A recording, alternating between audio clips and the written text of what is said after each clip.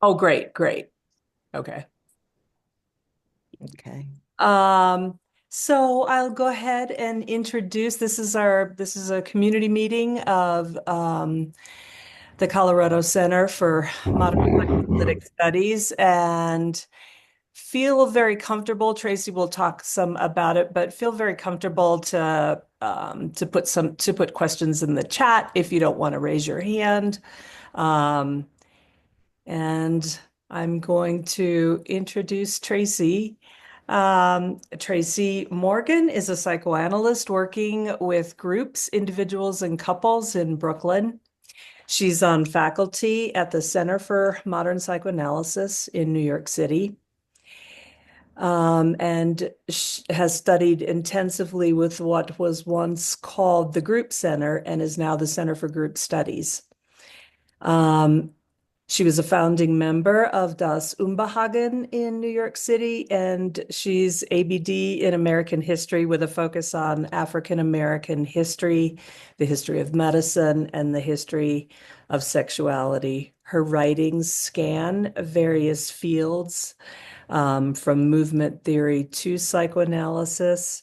Um, Tracy's the founding editor of New Books in Psychoanalysis, founded over 15 years ago. And I just know Tracy as a very courageous person who has no problem with provoking us.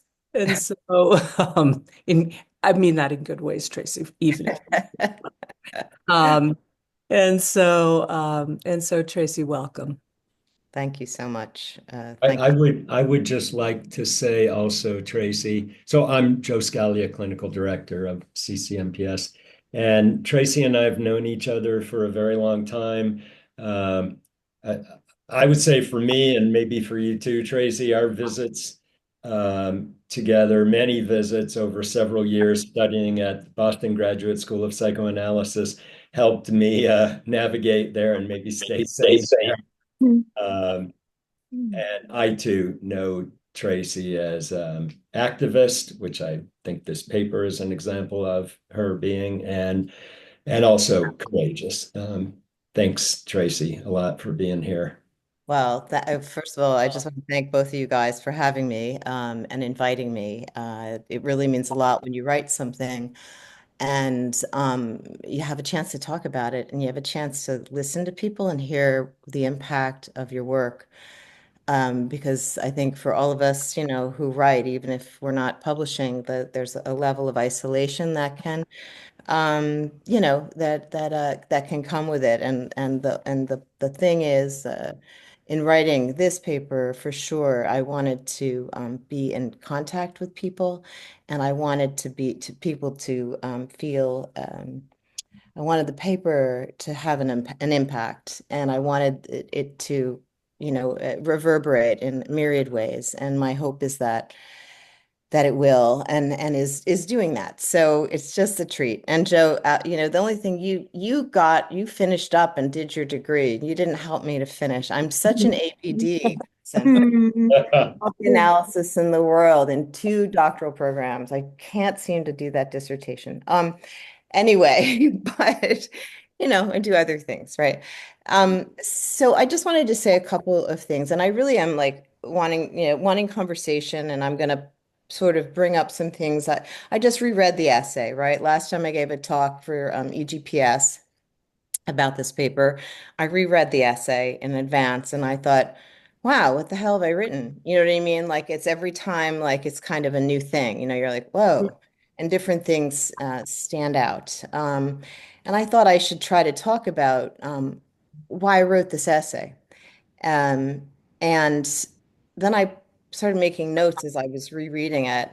And I wrote, Doing and Undoing. I want to explain how doing this work, addressing racism at psychoanalytic institutes, has been a process of the psychoanalytic concept of doing and undoing, which is an expression of a profound ambivalence, or perhaps we might say an incredible destructive impulse, or destructive impulses. So I'm going to begin this by sharing something that is an example of doing and undoing. that just happened, which has a that sort of sets up this time together. On March 31st, I wrote to what's called at CMPS, we have a racial equity committee, which is three appointed people who are graduates, and one is a faculty member. And I wrote to them, and I'm just going to read the little note I wrote. I said, "Dear Racial Equity Committee, I wonder if you all might want to publicize the below announcement within the CMPS community. I've sent it to the Alumni Association, but it would be great to have it sent to faculty and candidates. A lot of people have asked if I'm planning on presenting my paper on racism at different institutes. And yes, finally, I am. I'll be speaking at the Colorado Center, blah, blah, blah, 5 p.m. Free event. All are welcome. Let me know what you think. I think it would be nice if the committee would demonstrate its interest in the advancement of such discussions within the field and by a member of its faculty by sharing it with our immediate community." Then it had the blurb: "Must we drown in the wake? Notes on addressing racism at psychoanalytic institutes." Said the following: "The April 11th community meeting at the Colorado Center for Modern Psychoanalysis will feature Center for Modern Psychoanalysis faculty member, new book poet, Tracy Morgan. Tracy, no stranger to activism, has written a provocative and courageous piece published in Group, and we are excited to have a conversation with her in April. It is recommended that you read this fascinating piece. Lynn can send you a PDF. Email her here and then it has from the abstract." That's what I sent to them. The next day, I received an email from the Racial Equity Committee of CMPS. "Hi, Tracy. There is an agreement on the committee to advertise your talk because in the newsletter that went out about the talk, CMPS is publicly named as racist. And it is felt it could be very damaging to the school and its future. There was no consensus, so there won't be an email that goes out by the committee." So that's the backdrop for this. Which, was, let's just say I was not surprised, because in doing this work to discuss racism, we do and we undo. And that Racial Equity Committee would say that the CMPS was named as racist in what Lynn wrote, in fact, which it does not say at all. I just read it to you. So there was a moment of like, there it is. This is what happens. We do, and then we undo. And when I say we, I'm talking about white people. However, there is a Black woman who was on the Racial Equity Committee as well, as two other white women. I haven't responded to them yet. I will. I just needed some time to try and understand how this is even possible. Because I want to say that if an institute, of course, Colorado Center for Modern Psychoanalysis did not call CMPS racist, but my essay, one could read it that way. One could say, this is an essay that exposes CMPS as racist. And that is one way you could understand it. I just went to see No Other Land, the film that's like set in, in the West Bank. And someone said, "Oh, that's the anti-Israeli film." And I said, "Well, it's actually an incredible documentary, shot verite style over the course of many years, ending in 2023. You could understand it as a critique of Israel, or you could also understand it as something that grew out of a lived experience. And you can take it any number of ways." I did not write this essay because I do not believe my institute is any different than any other psychoanalytic institute in this country, because they're majority white. And when you get groups of white people together, I think we do certain things that are kind of predictable. And I realized I wrote this essay because it's like a what to expect when you're expecting. In the sense of I wanted to help us survive some of the very difficult, sickening feelings that one can feel when attempting to address racism within a psychoanalytic institute, which is to say, a majority white space. And I wanted to, but my thought being that, just like in analysis, if you kind of know, like, okay, I'm going to walk into this situation, I'm going to feel these feelings. I know that I'm going to have this set of feelings here. Sometimes those feelings don't take you over. Sometimes you have a little bit more, you're out in front of yourself and you can have a new experience. I mean, these repetitions are painful. And to be caught in these repetitions is to be caught in a painful cycle. So I wrote this sort of, and because I want us to have a, a less disturbed and disturbing experience. And I think many people, certainly I interviewed people as well who participated at CMPS and elsewhere, addressing racism, sort of the experience of coming apart. And so when I read through the essay today, I just pulled out a couple of quotes that I thought were really important because I think that feeling like you're losing your mind is something that is, and feeling that you're losing your mind at an institute where you're a member or you're a candidate. And an institute is really a different place than a university. An institute is different than a community group. An institute is a place where people have transferences and love and need for the members of the faculty who are people's analysts and are people's supervisors, that the Institute is, I think I write, a second chance family for many people. The Institute is a place to have a new experience in a group. And there is a tremendous amount of libido that is poured into Institute life. We work largely for no pay or very, very little pay. But because of the nature of how psychoanalytic institutes do operate with little pay, based on love, based on transferences, based on sort of needs, when you begin to address racism, you have to be ready to realize that some of the people who you love, who you depend on, who have shaped you, who have changed you in every way, ways you could never have imagined,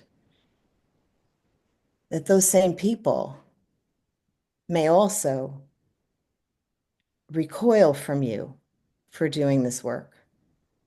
People who loved you and helped you.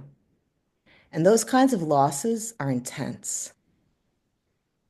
And I would say that in the committee I was a part of, that many of the members of the group who could tolerate staying had to tolerate losing what felt like filial, loving, deep, 20-year duration or more relationships. As Mary Landers said to me, who's here, she said, well, and I quote without quoting, I don't quote anybody directly in the paper unless it's Fakri Davids, et cetera, because it doesn't matter. The voices are the voices. It's a pastiche. I'm not here to name names. But I will name Mary Landers did say something to me once like, well, you're a member of the family until you individuate. Mm. And speaking up about racism and addressing racism in a majority white institute is a process of individuation, the likes of which I have never experienced in its violence. So on page sort of near the end, I just pulled this out because it jumped out at me. I described doing this work and some of the feelings that emerge. Doing this work, the ground beneath our feet kept opening up, threatening to swallow us whole, straight to hell, perhaps. Who had we become in the eyes of our institutes that used to love us? A joke was told, this is Mary, you're a member of the family until you individuate, which in the context of confronting racism at our institutes meant that as long as we stayed quiet, we were welcomed. It was a message that went to the heart of our own Oedipal conflicts, and it scared us. As we moved deeper into this work, we feared losing our minds, enduring strange silences, feeling that you have not spoken the common language, are speaking in a dialect and so have become undecipherable, that you have made this shit up, or maybe that you have died and foolishly think you're still alive, will be the dirt on your shoulder. Not uncommonly, people who attempted to address racism at institutes expressed to a person, feeling a sense of eventual depersonalization coupled with frightening bouts of disintegrating self-hatred. The more outspoken people were, the more they faced ire or erasure from loved colleagues, instructors, mentors, supervisors, analysts, friends, we would forget that whiteness, when challenged, often becomes vicious. Instead, we ingested the disdain as personal. I think I wrote this essay so that we don't ingest the disdain as personal, because it's very difficult to do activist work and to be hated or to be seen as disruptive or called destructive. And certainly, not just at CMPS, at many institutes, people who do address racism are often accused of wanting to destroy the institute. And maybe that's kind of true. Maybe in a sense, it's sort of an ethical destruction of something that's unethical at the heart, that excludes Black people from institutes. And maybe that's okay, like to enter into a deep crisis. It doesn't destroy the place, but that is a reckoning. Now you can do all the work you want to like have diversity and but there's something there you can do all this work and you can still avoid the crisis of what it means to actually be white and give over power. And that's also sickening. I mean, like power is great to have and it's sickening to lose. So that's sort of a quote that I pulled. And I also pulled, where do you go when by your very existence you and your group arouse defensiveness and hate? And how as psychoanalysts, we are desperate for each other. We are absolutely desperate for each other and we need each other. And we are a group that is, not exactly beloved. And we're not really supported, the insurance company. So we do need each other. And we're also, I think we're all really deformed in a certain way. And we, only get each other's jokes, stuff like that. There's something that happens to us in this process. I want to say a little more about why I wrote this essay.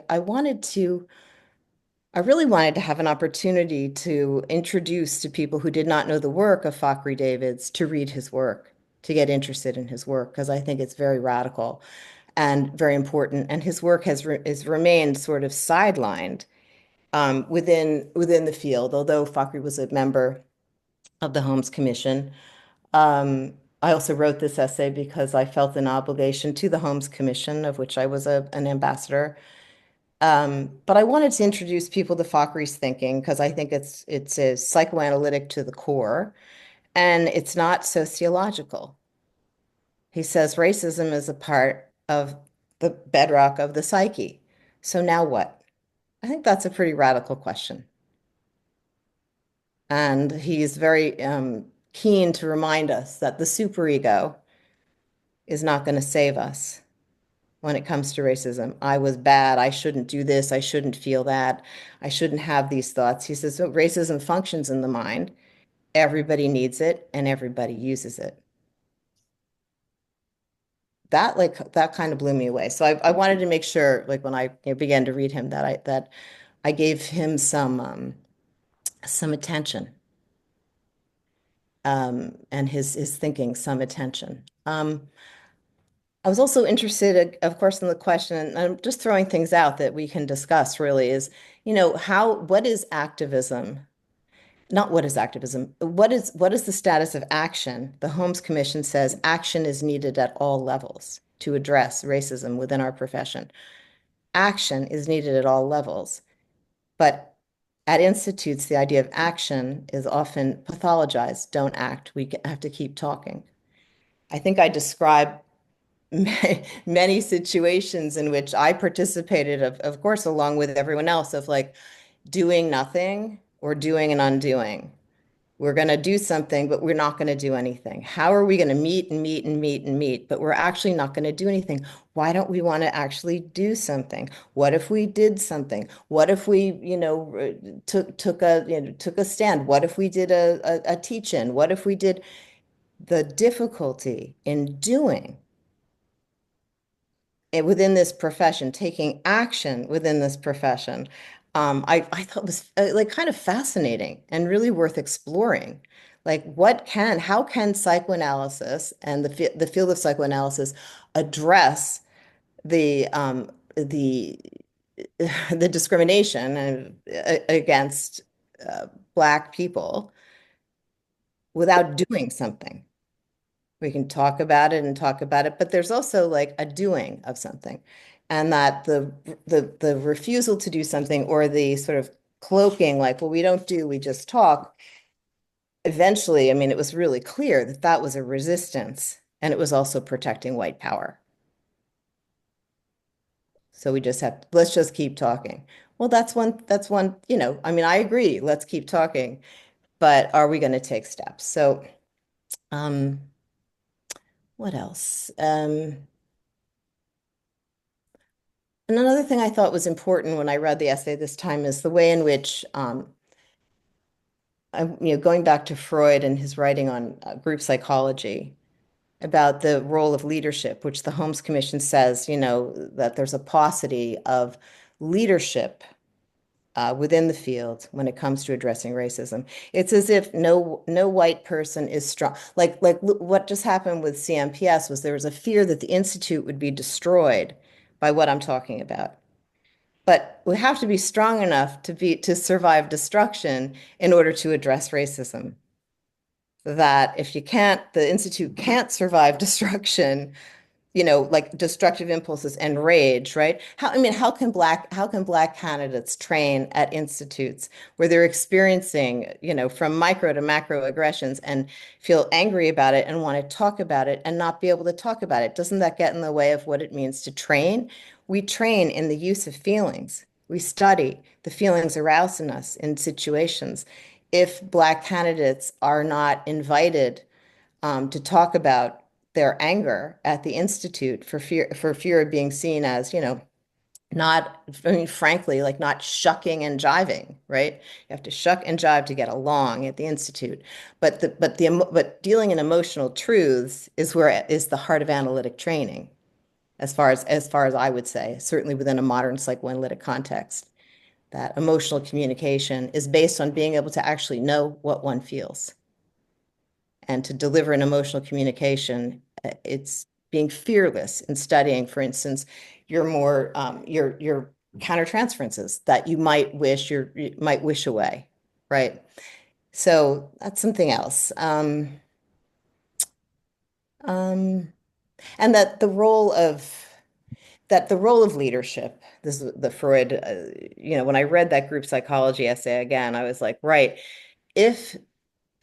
and I think this happens at many institutes because there's such strong bonds between leadership and faculty and bonds of people who have been analyzed by the head of the institute. You know what I mean? What stronger bond could you have, right, in a way, than your analyst is the head of the institute, but if you speak up against them in any way or what they think, or you make them uncomfortable, and white people get uncomfortable when we start to talk about racism, you have to make a choice between being connected to the leader or experiencing incredible panic. And I would say I certainly believe that there are many people at my institute, which is the place I know best, right, who are not like, yes, keep Black people out. But I do think that there could be panic at speaking up or holding positions that the leadership is uncomfortable with. And that I've seen and studied again and again, watching people dissemble so as to maintain the tie to the leadership. And that has led us down, I think, some strange byroads.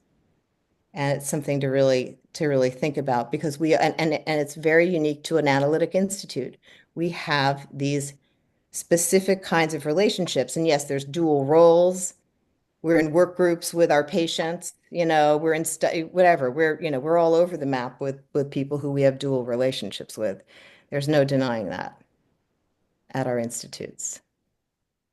So in any given moment, and in doing the work, what was also quite difficult was speaking up about somebody who said something, or some person who's on faculty who's important, who said something that was going to impact our our work in PARC. That was the name of our group, Psychoanalysts Addressing Racism Committee, which there are several members, we don't exist anymore, but former members here. And a fear of like, oh my God, I just said this about this person who said whatever. I reported something someone said, and I realized I didn't know, but it was somebody's analyst. Ouch. And the person might never come back to the group. And I know from interviewing some people who wouldn't say that to the group that, yes, they said, no, somebody said something about my analyst, and I thought I have to protect my analysis. I can't stay. I can't hear these things. And fair enough. Fair enough. But talk about complicated. It's quite complicated. So those are just some remarks, I guess. I would, like to hear, or, it doesn't have to be questions. I mean, I really am interested in discussion. I'm interested in knowing, hearing, where did this essay leave you? Where did it take you? Where didn't it take you? And more than that, what is it that I think we're all here because we're asking ourselves the question about, our own racism and the negative impacts within our profession, the harm done, really, and how to, but it, that's it. Not like what to do right now about it, but like the harm done. And we're here to, I think that's probably part of what drew people here, is to confront that or encounter that together. It's better together, I think.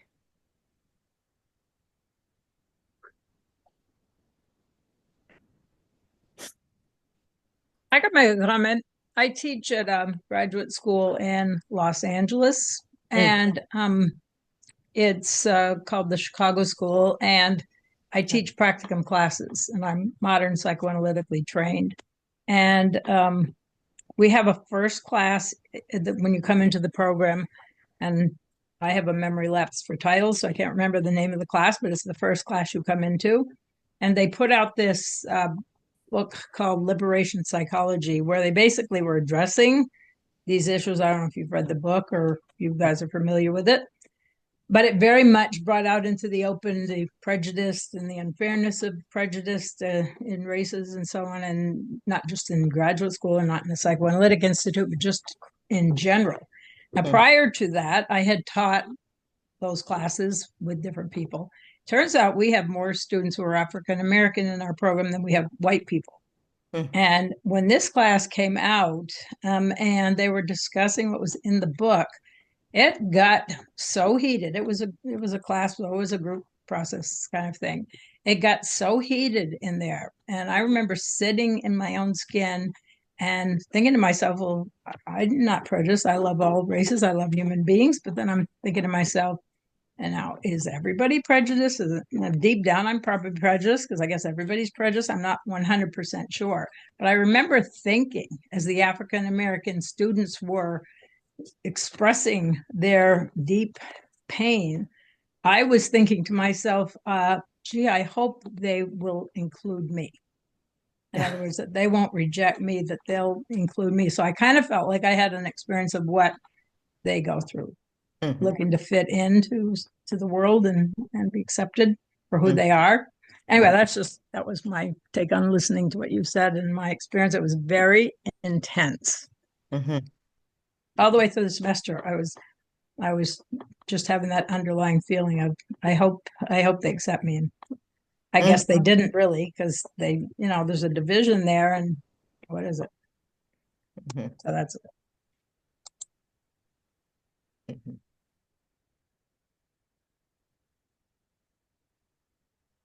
I can chime in with an association if that's okay, Tracy. I love an association.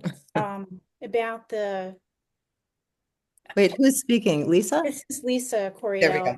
Hi there.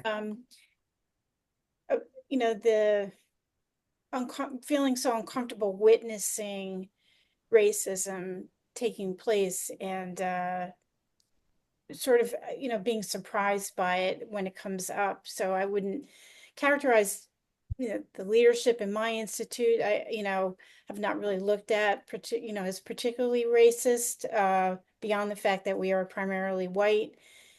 But a recent incident at a dinner of the society, we have two Black society members. Only one was in attendance at the society dinner, and when one of our leadership got up to give a report to the society, she referred to the Black society member in the room with the name of the other Black society member who was not present. So it was incredibly painful to see her do that. And she kind of corrected herself, but I don't think she was even aware of what she had done. And ever since that, it was just last week, I've been toying with what, if anything, I should do with that. I mean, I know the person in the room fairly well. I don't know how it impacted him. I don't know. I've thought about reaching out and just asking, how did that impact you? I noticed it. But, admittedly, I have not taken action. I've been passive about it, but witnessed it, and it was very painful to witness that. Mhm. Mhm. And the fear of taking action would be to say, what? How are you doing? Was that okay? Or to speak to the person? Yeah. Yeah, Yeah. if it didn't, if it wasn't noticed, if he didn't really notice it, and then I'm highlighting it, I, I don't know how Mhm. that would impact him. Yeah, I'm just, it's just a gray area for me. I just feel uncertain about what the best course of action is. And I think for me, it does tend to be my default if we're talking about action versus inaction in institutes. Mhm. I admit that that tends to be my default, is to not do anything if I'm uncertain. And part of that is the psychoanalytic training. That's what we're taught to do in the consultation room. Right. You're Right. not sure, best not to say anything, kind of thing. Mhm. But this is different. So this Mhm. is making me think about that. Mhm. Mhm. Yeah. I have an association, if I can share. This is Mhm. Ari Hi, speaking. Ari. Hi. Uh, well, I just wanted to say I'm happy to be in this space, and I was kind of trying to hang on to every word that you were saying, and doing and undoing just those two words really resonate with me. I've actually been thinking about that today, as recently as in the shower today, but thinking about that as being a theme of my week. But I had, as you were speaking about the response of CMPS, I had a fantasy of being the institute and wanting to say, oh, so we're racist. We should talk about this. Right. Uh, we should welcome this, that there needs to be a recognition that it's there. It's within us all. Right. And it comes with so many complicated, upsetting feelings. And we have to, particularly as white people, be brave and take an emotional risk. I mean, I'm new to my training, and but I'm already in practice, and I work uh, with not a ton of diversity in my patient population, but some. And I was destructive just this week with a biracial patient of mine, and so I need to be able to talk about this and understand this. And I'm trying to now save this treatment because I was destructive, and I can't not think that race is also a part of it because I think it's just so baked in. So uh, that's all. Yeah. But I'm no better than anyone else. I'm also paralyzed at times, Uh-huh. often, and in a place of inaction. And I don't know where to go, but we have to take risks. Well, I think that, Ari, I like a lot of what you're saying. I think that if our institutes are going to take the response, like have the response that, the CMPS Racial Equity Committee had, which is it names CMPS as racist, so it can't be supported or it can't be advertised. Oh, I mean, it's like it's just so you feel I feel held by I don't feel held at all. I feel dropped. I feel I'm not in concert with people. I'm not with an institute that's strong enough to do what has to be done. And I think that part of why I really like David's work is because he doesn't say like racism is something you learn from your mother or that he says this is us. This is what it is, not to be white. This is Black people that you have racist, like we use racism inside of our minds. If you just let yourself be quiet and study like yourself in the just like the course of an hour walking around doing stuff. I mean, I can catch myself with racist thoughts. And I'm like, oh, what is that doing for me? Oh, I think I'm anxious. Oh, I think I'm feeling really angry about, and I can see the ways in which racism does something for me. And I think that like I don't think I'm unique.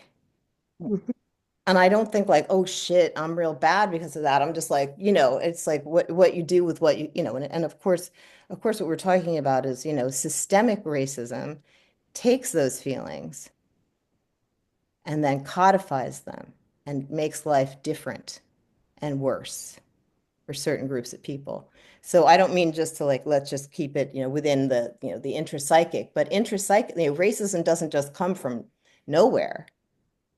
It's like it comes from us.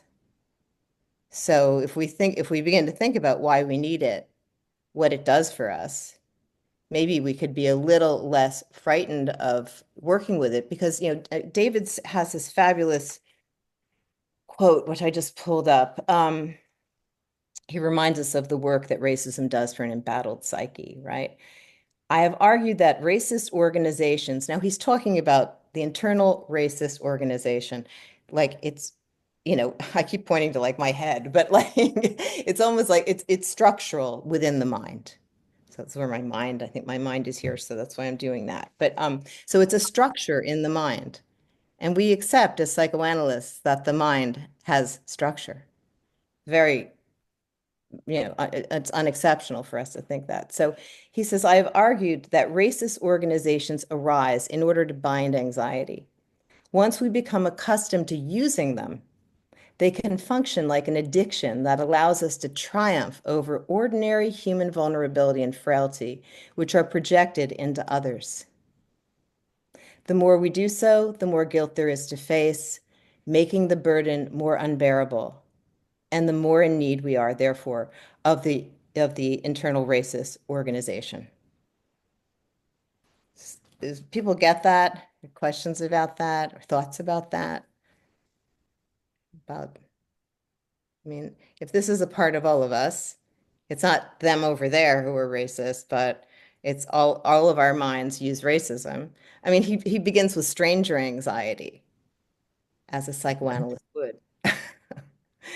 And talks about, he moves us from stranger anxiety to then the ways in which using racism, he in fact has a brilliant, he takes apart the film Crash. Who's a film, Crash with, who's in that film? I don't remember. Anyway, I'm so bad with actors' names, but it starts off with a cop who's, Sandy Newton. what's that? The black woman is Sandy Newton. Sandy Newton, yes. But I'm trying to remember who else. Anyway, who the director, is it Cronenberg? Anyway, it doesn't matter. I'm bad with this kind of stuff. Paul Haggis. Paul Haggis, yep. And he describes how this cop is on the phone with somebody because his father or mother is like in a facility and nursing home, and he gets really angry with the woman on the other end who I think has a Spanish accent, and he makes some sort of a racist comment to her. He goes out to do his job. He pulls over this black, and this is like the addiction that Davids is talking about. He pulls them over, and rather than, because he realizes that his racism was at the fore in his interaction with this woman at the nursing home. And then he becomes even more racist. It's the most excruciating scene, if you've seen it. I'm not going to repeat it here. It's excruciating. But Davids uses this film and this example as the way in which that the guilt one feels is only assuaged temporarily by re-engaging in racism. That's disturbing, but I mean, people are disturbing. I mean, people like us, we are disturbing.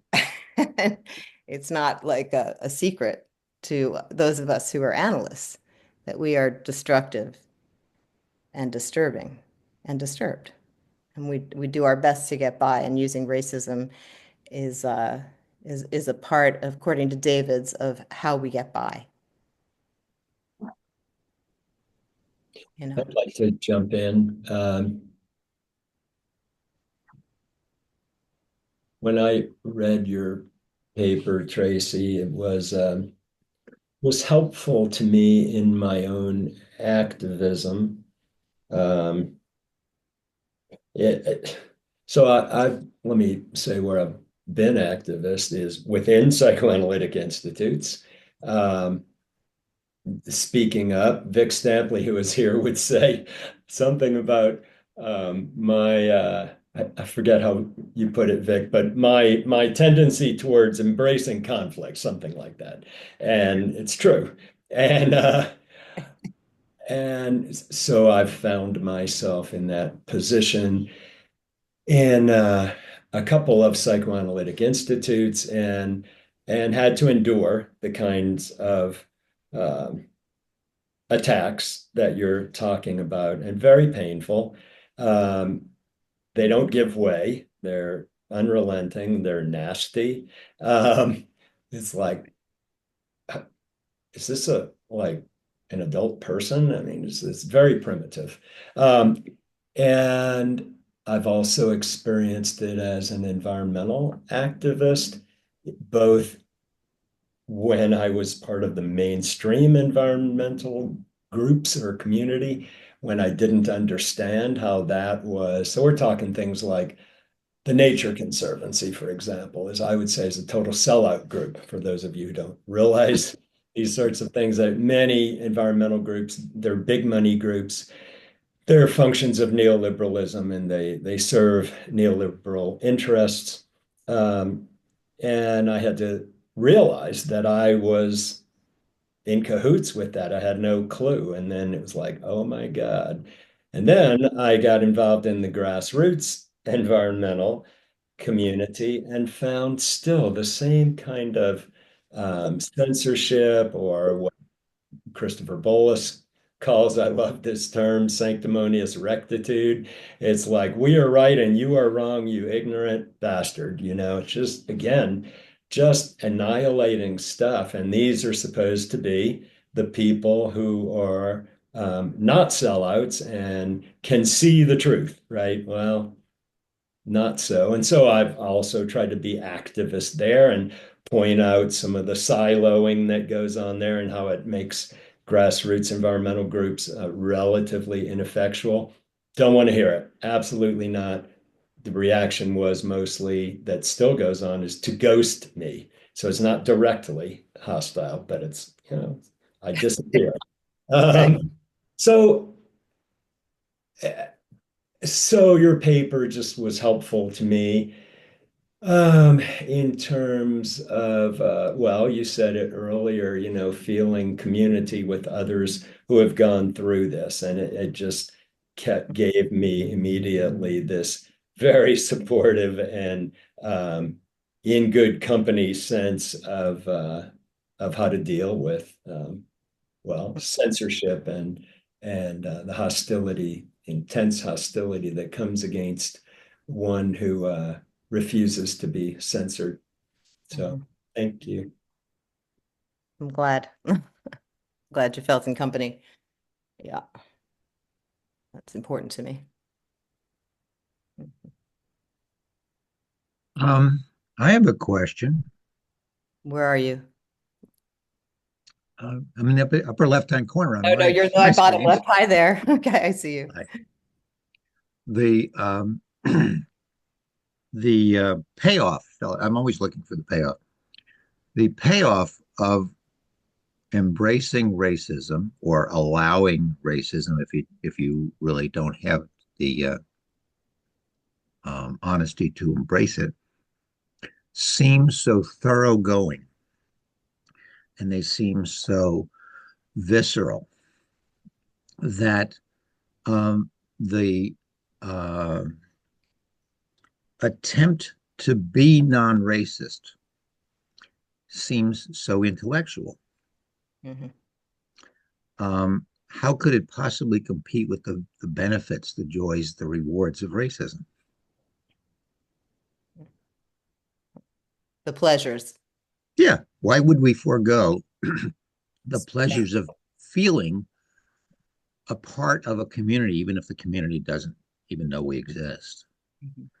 than to try to extend to people that we are not in community with the same privileges? Mhm. What's in it for the racist to forego racism? I see Lexa wants to speak to this. Sure, I have a response to that. It made me think of, sure, a lot of you, hopefully everybody saw the final, or you didn't even have to see the final, the White Lotus, and the incest, the pleasure, and the horrible, horrible feelings that come out of that. I mean, and then Tracy saying the guilt perpetuates uh, I think there are a lot of people today that are just going down with that and following the man in charge. And, it's the club to be in, the racist club, and be out front with it. But when you ask, well, what kind of damage, does it do? It's the decaying, honestly, of our society, and the like inner decay. I mean, I don't see how it's really any different than acting on the incestuous desire. Mhm. Mhm. And there's a big price to pay for that. Yeah. So we're now in the realm of racism as destruction and hate, a form of hatred, and the pleasures of hating. That is, I think all of us understand the pleasure of hating. The question is, um, why would we pull away from that pleasure? Anybody have any other thoughts about that? About what? I think that's certainly at play, is the pleasure of hating, and racism as a form of hate, an expression of hatred. Well, what I'm thinking of is not as compelling as hatred or fear, both of which seem like perfectly sound reasons for hate for racism. Um, but I'm thinking of the pleasures of cultural exploration. Um, and again, it pales in intensity, I suppose, compared to hatred or fear, but it can be a really rewarding interest. Mhm. Well, one might say that as analysts and as analysans, both, like being helped to manage and to not overwhelm ourselves with guilt, it leads to a much more fun life. But being overloaded with guilt is a drag.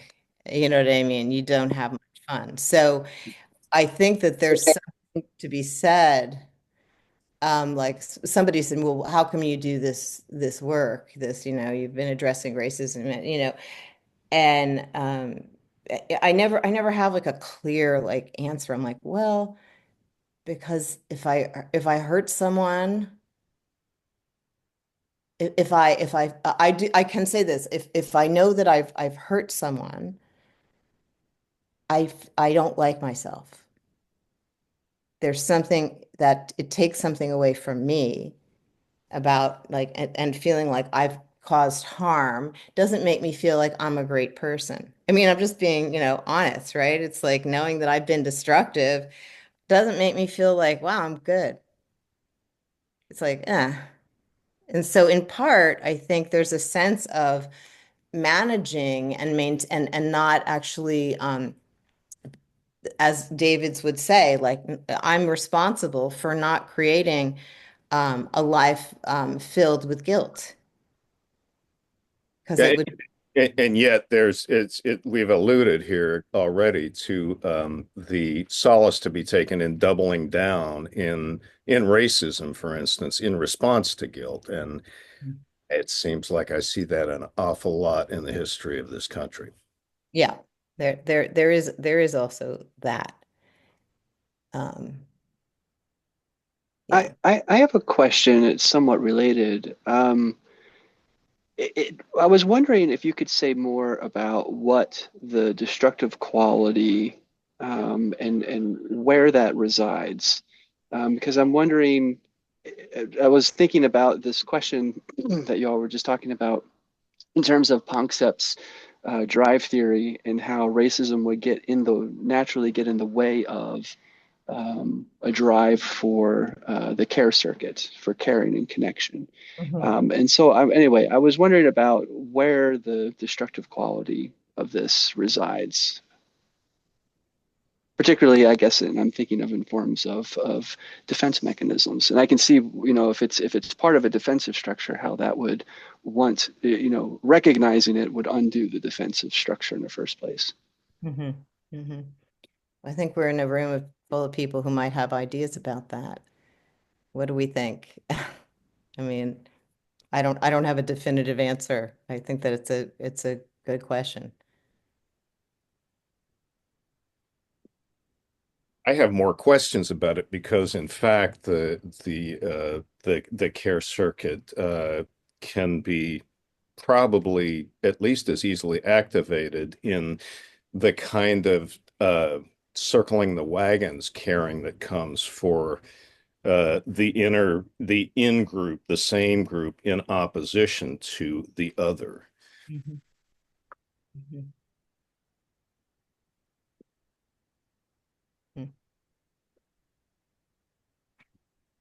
Anybody else have a thought? I mean, recently I've been thinking about one thing about guilt is, right? What is guilt? Guilt is, I don't really like the idea of guilt that much. Like, it doesn't really gel. It's weird. Like, I mean, I'm just not, I'm Catholic, but barely, like just baptized, So like the whole guilt thing is sort of weird, but I do know about resentment. And I've been recently really thinking a lot about how guilt is resentment, and that in life it's very important that we I think try to not be overwhelmed and manage our resentments by getting ourselves the things, try to go after things that we want. I work on this like with patients a lot, that some patients really have a lot of resentment and then coupled with a lot of inhibition. So I don't know. I don't think I'm advancing I forget my Panksepp. I just like, it's not, the neuro stuff is not not so much my wheelhouse, I must admit. So, yeah. Well, Vicar, what you were just asking, is that sort of hint at the narcissistic defense? Mm-hmm. Maybe. I Mm-hmm. mean, it would be associated with it. It would be kind of a corollary to it. Mm-hmm. Mm-hmm. Yeah.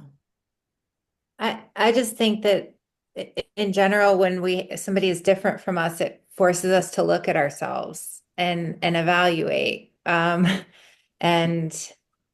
sometimes we don't want to do that, right? We don't want to look at this person is different than me. They experience it differently. And what if they're doing it better? I think a less mature psyche, that's where we go. Like, what if they're doing it better? What if they're right? No, I have to be better. And so the aggressive drive is there to sort of say, no, I'm going to protect my psyche and protect my feeling that I'm right and that I know things. The feeling of not knowing is so uncomfortable, and being in the presence of people who are different than us. But that's sort of the goal of mature love is to feel love and hate for someone who is different than us. And to be able to hold both at the same time, I think is a pretty advanced psychological feat. And so when we are threatened, we become aggressive as a response.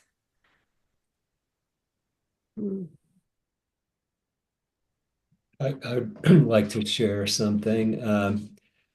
Lynn and I both grew up in New Orleans and left there. Lynn Scalia, right, their executive director of CCMPS. We grew up in New Orleans and left there as kids. We've been together for many decades, 5 decades.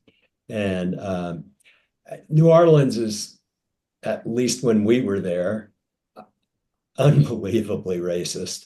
Yeah, just shocking. Black people were either to be seen by whites as dangerous, like physically dangerous, like murderous, or servants. And that's how I was raised. And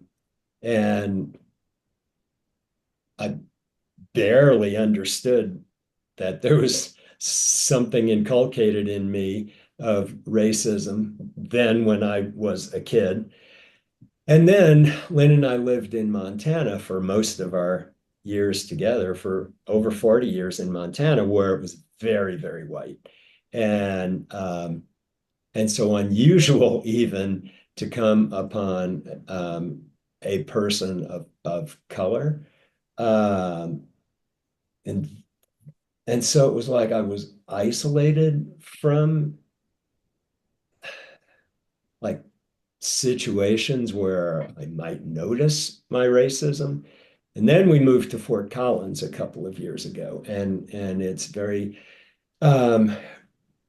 racially, culturally diverse and very. And so I've noticed very disturbingly in myself these quick kind of cordonings off between me and people of color, like bam, right? And I'll notice that I've done that, like I've seen them as, it's hard to put into words, but I mean, I'll say it most disturbingly because this is kind of the feeling of it, and it's just to be honest with myself so as to, be able to take action inside my soul. It's like I'll see them as non-persons and will realize that and be sort of not exactly horrified, just more like grief, like, oh my God, like, what does that do to people? So, yeah, for me, I see how it's just kind of in my bones, and it's like I have to, and I'm noticing it there. Mm-hmm. Mm-hmm. Yeah. Well, it's hatred. Just to take a person from being a person to not being a non-person. It's like it's an expression of hatred. We all have a lot of hatred. I want to maybe bring us bring us back. I mean, I'm interested in what we're talking about, and yet I'm thinking a lot. I mean, this essay that I wrote is about institute life and about racism and addressing racism in institute life. And I kind of am thinking about I don't know, just that we've drifted from that, and because it's hard to is it hard to stay with? Is it hard to know what to say? I don't know. Because we all Tracy, I was thinking about that, and the thing that keeps coming up for me when you were talking about the dual relationships and the love that we have, and one of the things that came up for me is just how to navigate this very important requirement of, to be an analyst, you must have an analyst and an analysis, and also the reality that many of the people we get to select from may in fact not be able to tolerate aggression, and particularly race-related aggression. And so the really difficult and vulnerable position that puts candidates in, that there is sort of this, I think also maybe a feeling that if you couldn't make your analysis work with this person, that there might be something wrong or broken with you as the candidate, and this really intense pressure, along with the power dynamic that is essentially there in that situation, how really overwhelming and disruptive and unsettling it might be to want so badly to achieve this goal and to participate in the world in this way as an analyst, but be required to sort of work with people that may not be able to tolerate your aggression around this. I think that's a challenge structurally for us, and I'm not sure how we navigate that in institutes, but I think it is a challenge.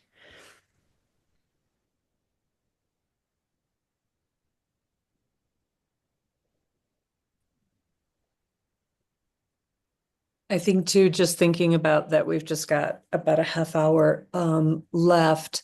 Something that struck me immediately in your paper was talking about psychoanalysis, or a psychoanalyst is an activist.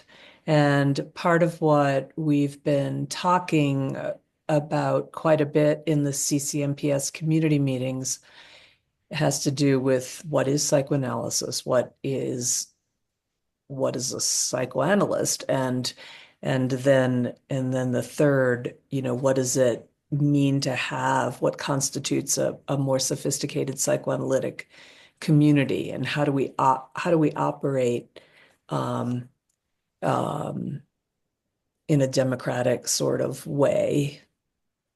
So I don't know, your paper really brought that home about right. Institute life is, one of the weird things about psychoanalytic institutes. There's so many weird things. I mean, my God, psychoanalytic institutes are just weird.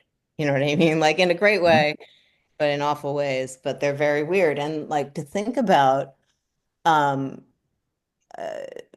instance, I was like, so let's see, all these laws that have been passed, doing and undoing. We're in a moment of such radical, dizzying undoing, obviously, of laws protecting Black people from discrimination in higher education, et cetera, et cetera. Like there's so much being undone, but psychoanalytic institutes have been on the outside of this. Like don't get any federal money by and large. I mean, I happen to be associated with an institute that I think there's a little federal money because there's a master's program. So some candidates in the master's program, they get student loans. So therefore, what does this mean? Can we still do the work that we're doing? But it also means that there have been like no protections, and the Holmes Commission report basically makes it very clear that if there's a racist, like in this study of a 25-page questionnaire or whatever it was that was sent out to 7,400 people, and that was responded to by about 2,400 of them. So 5,000 people got this and didn't respond. That if there was racist discrimination that a candidate was experiencing, there was nowhere to go. At least you're talking, I think in some ways you're like, well, what do I do? Like there's like we have nothing codified, right? Because it's all the unconscious. And on the one hand, that's good stuff. On the other hand, as Pat LaMariana, this a colleague of mine at CMPS, likes to say, you can wait for the contact all day long as a white analyst with a black patient, or you can make the contact because sometimes you have to reckon with the power differential that's not just analyst and patient, but white analyst, let's say, and black patient, and that waiting for the contact might might be the wrong way to go, or that actually taking action rather than just thinking or talking you may fail. You may take an action in your institute and it might backfire. I mean, we took an action. For instance, we got very involved at CMPS with creating a social justice scholarship. I think it might not exist anymore. The Institute, interestingly, just sent out a big list today of all of its work addressing racism. And there's affinity groups, and there's 200% more black faculty than there were before. There was none.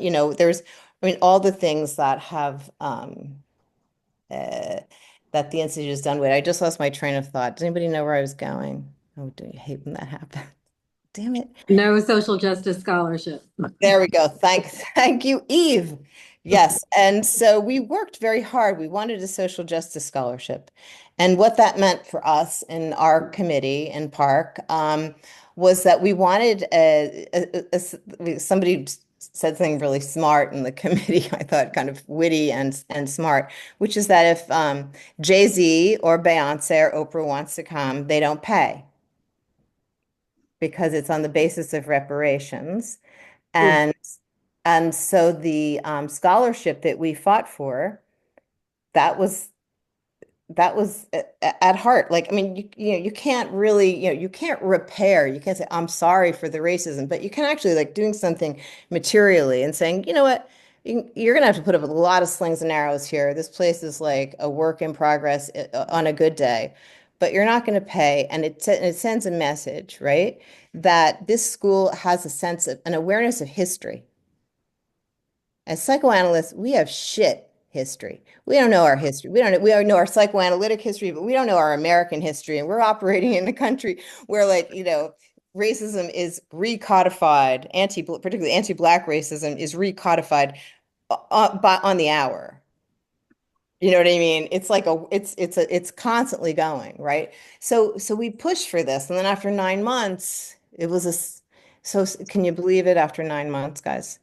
After 9 months, it became need-based. The baby was born and it wasn't clear. And this is not like CMPS is the worst. It's like, listen, this is what happens. We did. And then there was an undoing. We can't afford it. But you know what? We took this step and we made something. It's still, the reverberations are vast. People got angry. Some people don't talk to each other. Some people do talk to each other. But it put the Institute a little bit more into an actual crisis where things had to be talked about.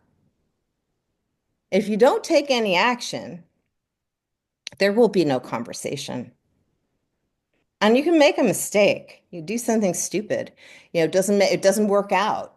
I think what we did was absolutely I believed in it, right? I think a lot of us believed in it. The Institute would never have created a social justice scholarship, even though it's like, Black people have to come and now say, I'm in need, which is worth examining. We didn't instead say let's raise money, which we still could do.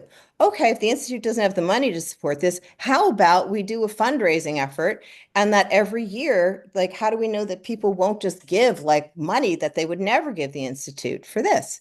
But but we took a step and we did something, and it created reverberations that we're still feeling. There are affinity groups, as I said. There are there are Black faculty. There's a ongoing reading group for faculty. I mean, there's things that took place that never would have taken place. So the taking of an action, and then throwing the little the pebble into the pond and watching what happens.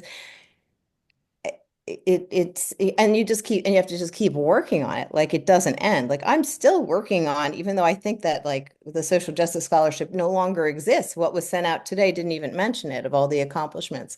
So maybe it's gone. So the question remains, and the work has to continue. It's like not like Fakhri Davids would say, it's not one and done, but like that, in fact, addressing racism is ongoing and it doesn't have an endpoint. It is a life's work. And it's not like because racism never ends, we can never end addressing it. And I think that maybe we've had the idea that we could kind of get to the end of it, clean it up, wash our hands, be done. We could really get somewhere. We're all gonna kumbaya. But the different approach would be like it never ends. And our racist impulses are never going to end, but we can continue to address them and to continue to do this work. I mean, I'm certainly going to send, I think a letter's already been sent, like, well, to the president of the institute, what's up with this scholarship, right? I think there will be a couple of those letters. Where did it go? It'd be, oh, they're pains in the ass. Well, fine, but we want to, but like, it's okay. Let's talk about this. It never ends. Maybe I did miss some of what you said there, so maybe I'm misunderstanding. I don't think so, though. Like a social justice scholarship sounds like, well, any sort of scholarship, perhaps, but a social justice scholarship, you seek that. Doesn't that immediately point to you as some sort of cordoned off person again? You're one of those who has to seek a scholarship. So you're identified as in a lesser position. So, I mean, just to place it inside a larger system of our society and a neoliberal capitalism system where there isn't an economic good of the all, there are all of these layers. And so, like you can think of philanthropists giving great amounts of money to people who then become dependent on philanthropists for that money for them to make a living. And then they have to espouse the views of the people, these rich, generous, wonderful people who are giving these lower classes a nice life. So yes, we agree with your points of view. So I mean, it all gets very multifaceted. But that's the point of why it was initially a reparative scholarship that they then turned into need-based. Once it becomes need-based, then it does tie into all these things. Lexa, can I just say that we, not they, because we have not figured out a way to get things in the order that let's say you and I would like. So we thus far we have not succeeded yet, but we are also a part of what has happened there because we are in the institute. We don't agree, but we haven't found a way to pull it back into to reparations. And just like I don't mean to talk down to anybody. I just mean to say like everyone understands when we're talking about reparations, we're talking about radical reconstruction that failed. Like Spike Lee's 40 Acres and a Mule. Like there was a failure. There was a failure and an installation of another chapter of systemic racism after slavery. So that this is, like we're talking about addressing, we can't make, I can't change your hurt feelings and I can't, it doesn't mean that I can repair when I've hurt someone with my racism, but there is something about an institution saying we are going to offer to Jay-Z or Beyonce or whomever who is Black with $1 billion, they come for free. It has nothing to do with income. Now it has something to do with income. We have not succeeded yet in transforming at CMPS. We have not succeeded yet. And we have to keep working on it. And Lexa, I know you do. And we do. We work on it. So for me, Esther, you're muted. Esther, you're muted. Okay, unmuted.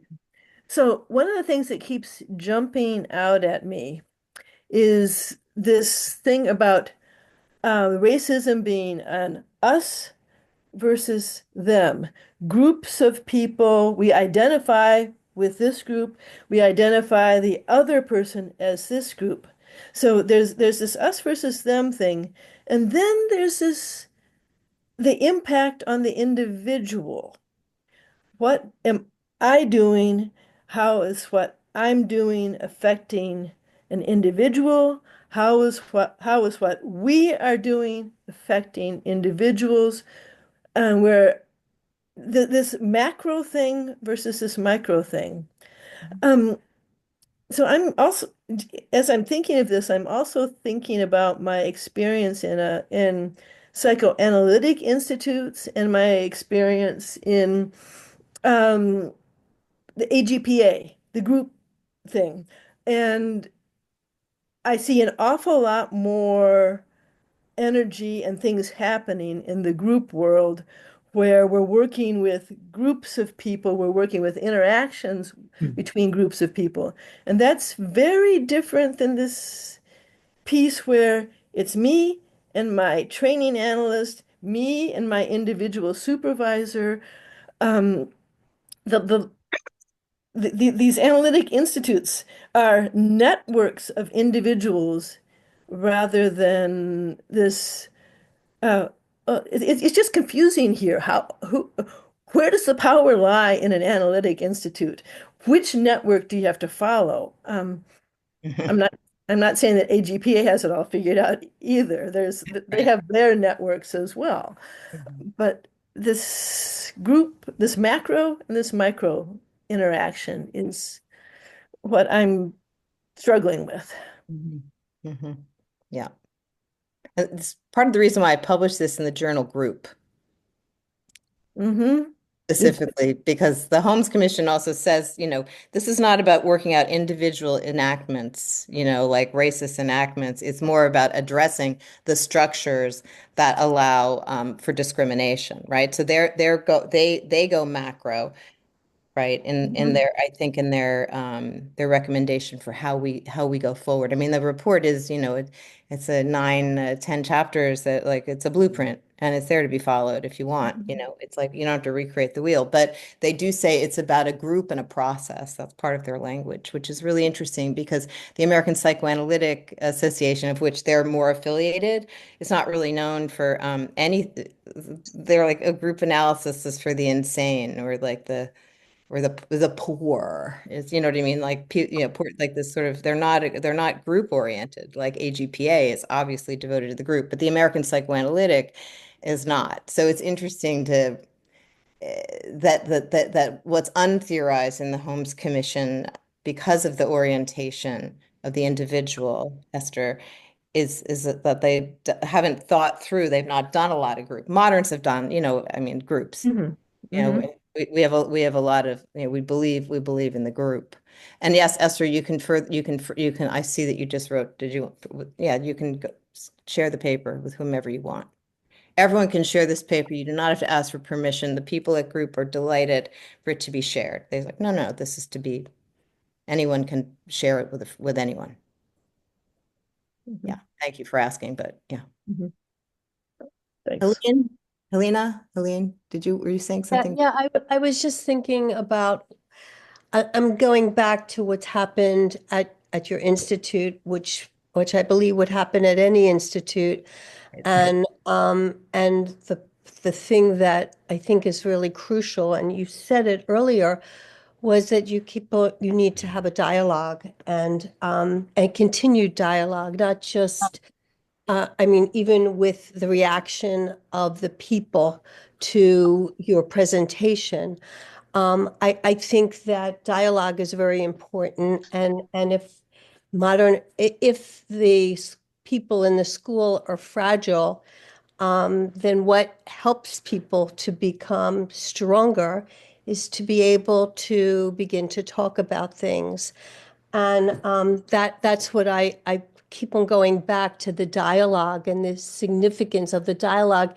And even before you have special privileges for people who are minority groups, I think you have to prepare the society, the group, for what's to come and for just dealing with one's anger is a very important part of the process. So I don't know where that fits in your process, but I keep on going back to the significance of dialogue and the talking about it and not letting it go until and dialogue develops. You develop as you begin to dialogue.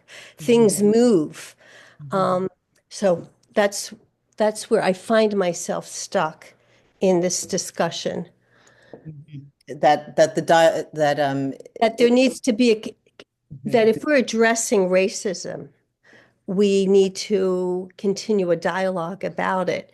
And that to me is action. I think that you're right, and I agree with that, because it's through these conversations that people have moments of, like, a light bulb that never was going to go on goes on, or is turned on. I think that for these conversations to happen, institute leadership needs to be willing to be strong enough to survive hatred. And I think it's basic and it's crucial. It's like understanding that in an institute that has been all white for its entirety, except for a couple of Black people here and there, it's like that the leadership needs to understand that can and will arouse hatred and not back away from it. It's like, yes, and rather than be defensive, but that takes, what that takes? It takes, it's like a willingness, and it also takes some mettle, mettle, psychic mettle, and also, it's again, I always think about Winnicott, like use of an object, like, can the object survive destruction? When it survives destruction, you've got something. You got something to love and to hate. And I think that, unfortunately, these institutes are, most of our institutes are run, as I think I point to, like they're, on, Elmer's glue is, it's like there's not a lot of money. There's not a lot of, you've done a great job. It's a lot of thankless work. Yeah, but head shaking, a lot of thankless work, and people are emotionally depleted. It's also the nature of our work. Think about it. So can be fascinating, can also be really depleting. We go without recognition. I write a little bit about this, seated unseen behind the patient all day long.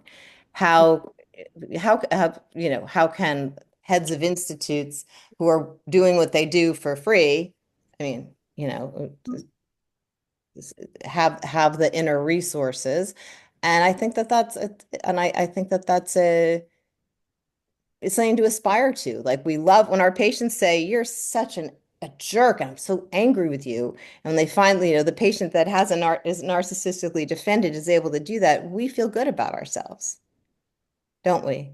We feel like, you know what? Yeah, I'm glad the negative transference is here, as it should be.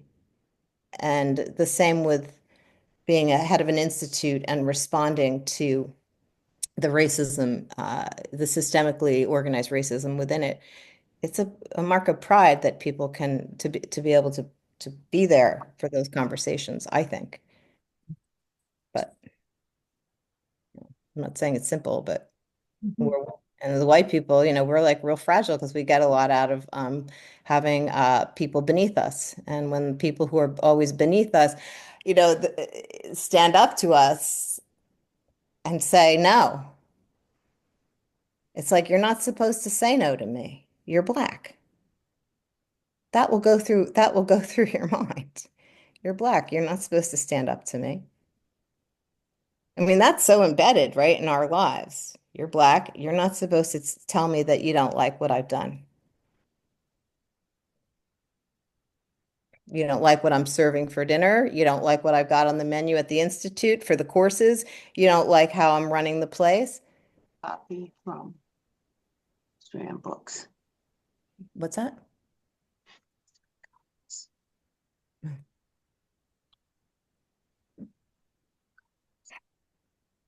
So, but I like what you're saying, Helene. I mean, these conversations and all, but also actions give us something to talk about besides our just our inner feelings. Actions like a strategy, a tactic, something that you make manifest that has almost a materiality to it matters. Being willing to create something that can be critiqued, that can be embraced, that we can all work on together. So this social justice scholarship really gave the Institute something. It forced a conversation that is ongoing. We made something. You could almost touch it. It may not exist anymore. We will make it again, or we will try to make it again if it has been undone. Because that's where we started, I guess, this evening doing, or this afternoon for many, the doing and undoing that is at the heart of addressing racism, that is never going to go away, but is always something that we can be addressing. Okay. That's a really important thing to say. I'm glad I finally had the opportunity to talk to you guys and to knit that one together. I was like, you know. Tracy, I'm really enjoying your presentation, the paper, and activism in and out of the clinic.